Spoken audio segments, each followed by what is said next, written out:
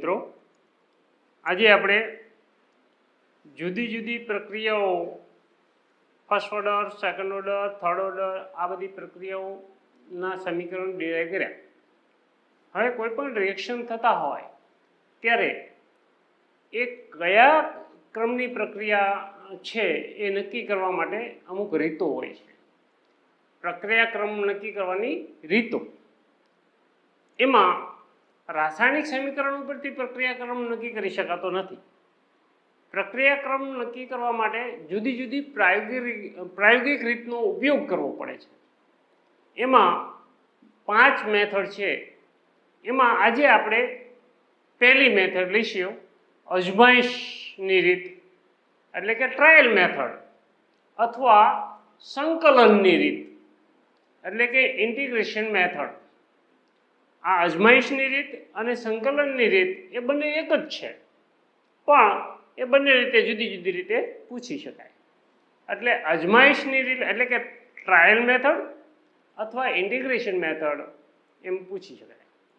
આ રીતમાં નિયત ઉષ્ણતામાને અને ચોક્કસ સમયના અંતરે મિશ્રણના નિશ્ચિત જથ્થા વચ્ચે પ્રક્રિયા થવા દેવામાં આવે છે અને પરિણામો નોંધવામાં આવે છે.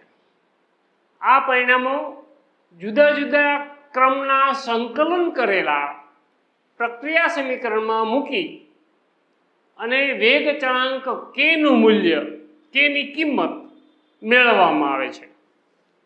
આમ પ્રથમ ક્રમની પ્રક્રિયા સમીકરણ લેવામાં આવે અને કેની કિંમત શોધવામાં આવે. દ્વિતીય ક્રમની પ્રક્રિયા સમીકરણ લેવામાં આવે, એમાં એ કિંમતો મૂકી અને કેની કિંમત શોધવામાં આવે. તૃતીય ક્રમની પ્રક્રિયા સમીકરણ લેવામાં આવે અને એમાં એ કિંમતો મૂકી અને કેની કિંમત શોધવામાં આવે. જો આ વિવિધ સમીકરણની અંદર જો એ પ્રાયોગિક મૂલ્યો મૂકી અને કેની કિંમત શોધીએ તો જે પ્રક્રિયા ક્રમની કિંમતમાં કેની કિંમત અચળ આવે તો એ કિંમત જો અચળ આવતી હોય તો જે સમીકરણમાં એ કિંમત મૂકી છે એ સમીકરણનું પ્રક્રિયા સમીકરણ કહેવાય.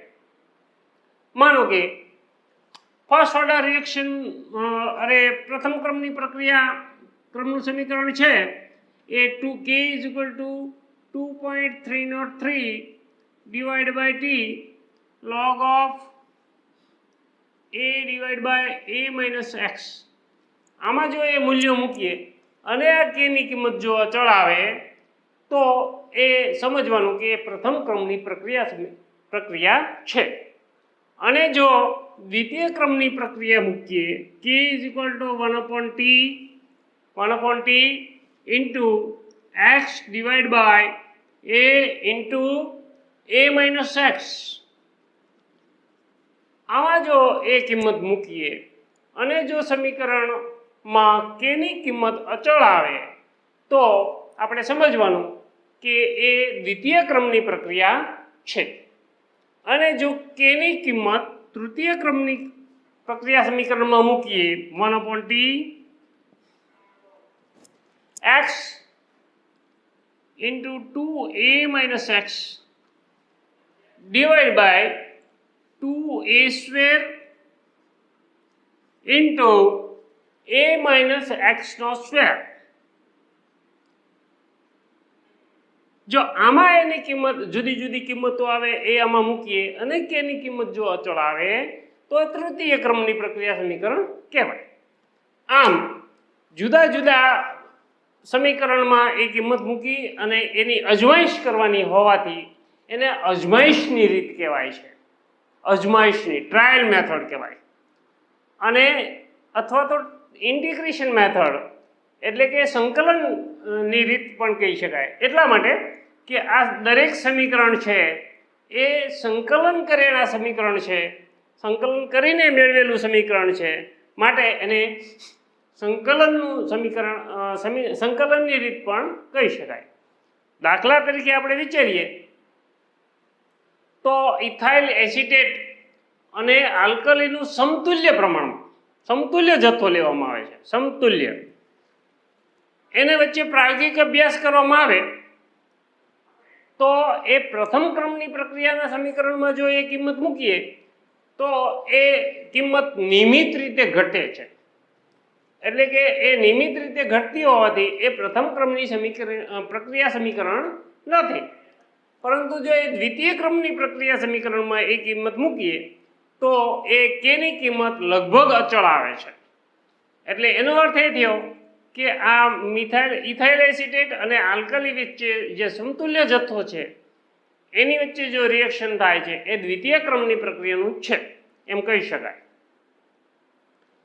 આમ આ જુદા જુદા ઇક્વેશનની કિંમતનું અજમાઈશ કરવાની હોવાથી એને અજમાઈશની રીત કહેવાય છે, અથવા એ દરેક સમીકરણ છે એ સંકલન કરેલું સમીકરણ છે અને એમાં એની કિંમત મૂકવાથી કેની કિંમત અચળ મળે છે, માટે એને સંકલનની રીત પણ કહી શકાય.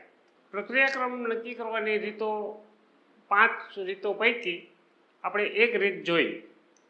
આજે આપણે હવે અંશની રીત બીજી મેથડ વાપરીએ છીએ. અંશની રીત એટલે કે ફ્રેક્શન મેથડ. અંશની રીત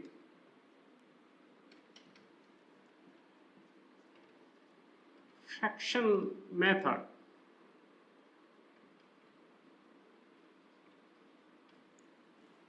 અથવા વિભાગીય વિઘટન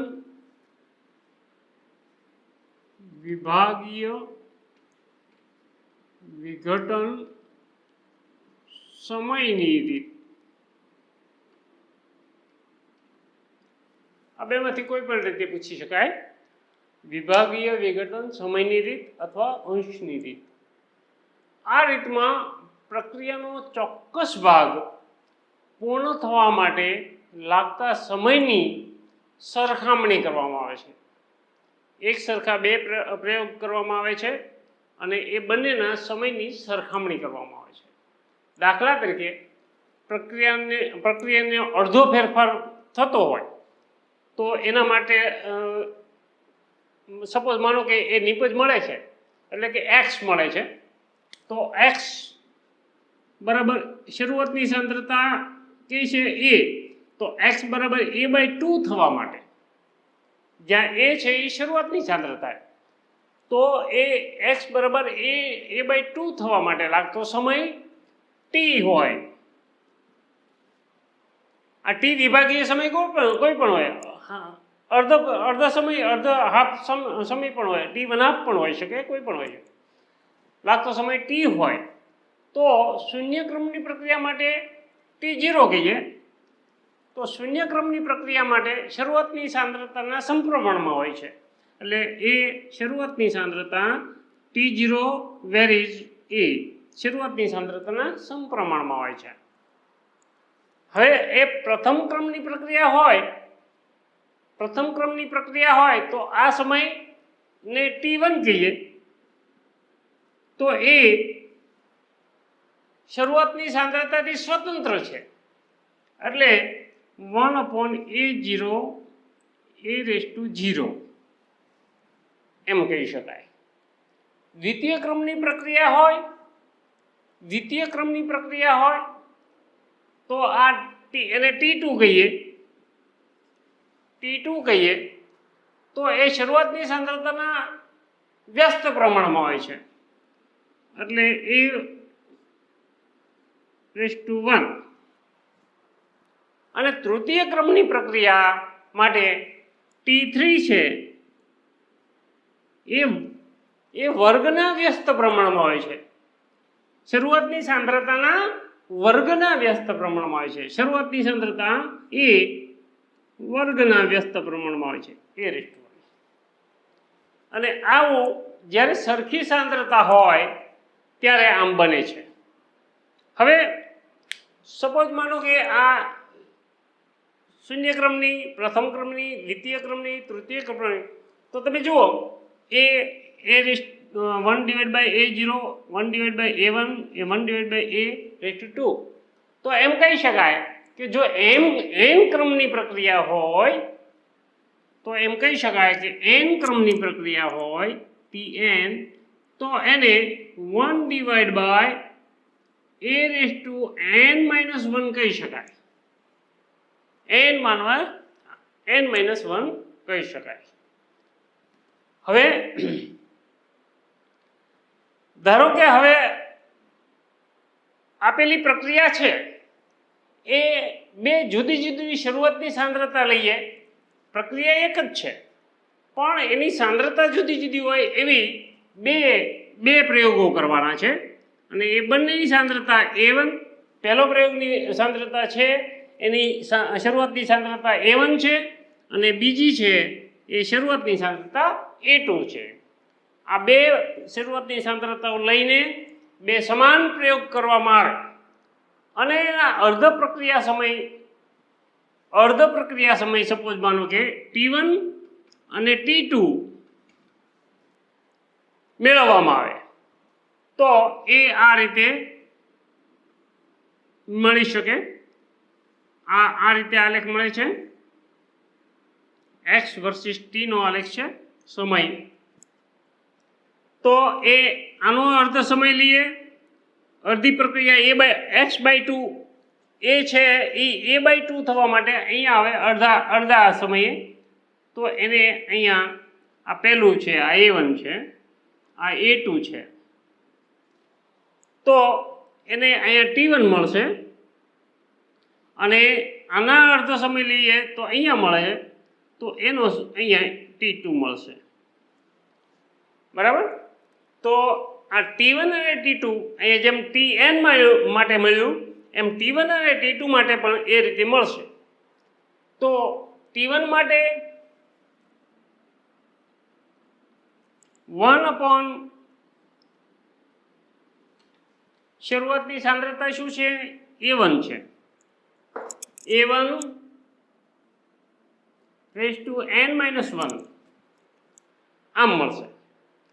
અને આ બીજી માટે શું મળશે? T2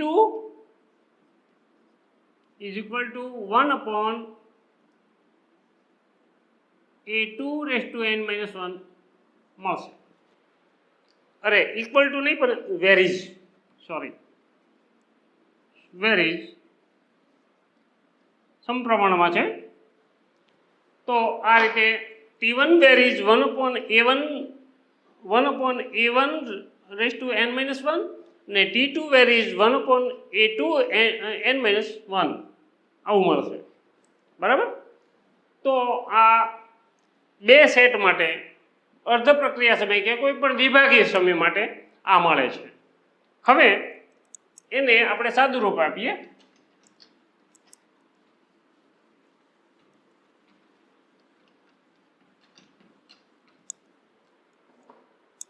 સાદું રૂપ આપીએ તો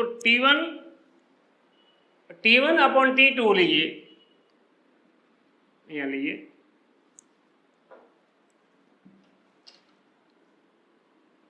T1/T2 =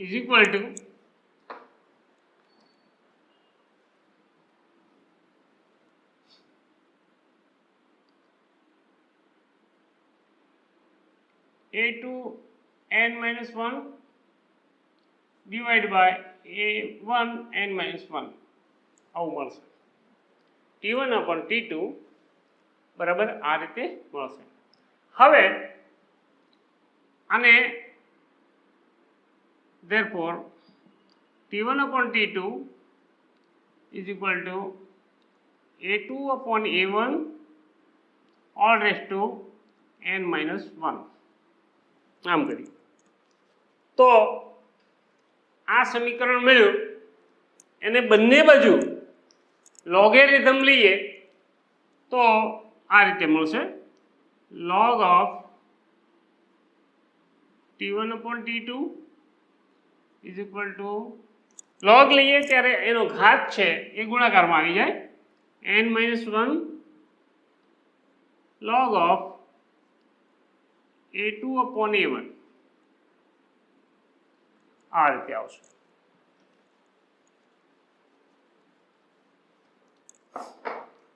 A2 હવે n ને આપણે સૂત્ર કરતા બનાવવો છે, તો આપણે એ therefore n minus 1 is equal to log of t1 upon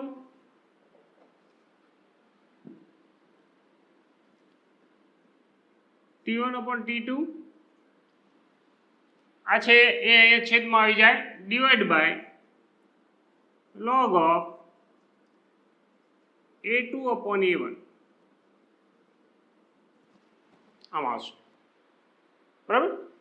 તો હવે એને વધારે સાદુરૂપ આપીએ, અહીંયા લઈએ n is equal to therefore n is equal to 1 plus આ 1 છે એ પેલી બાજુ જતો રહે, તો log of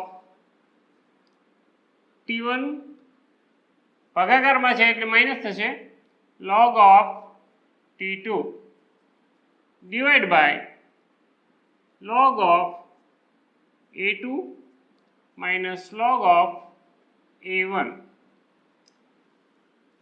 આ સમીકરણ છે એમાં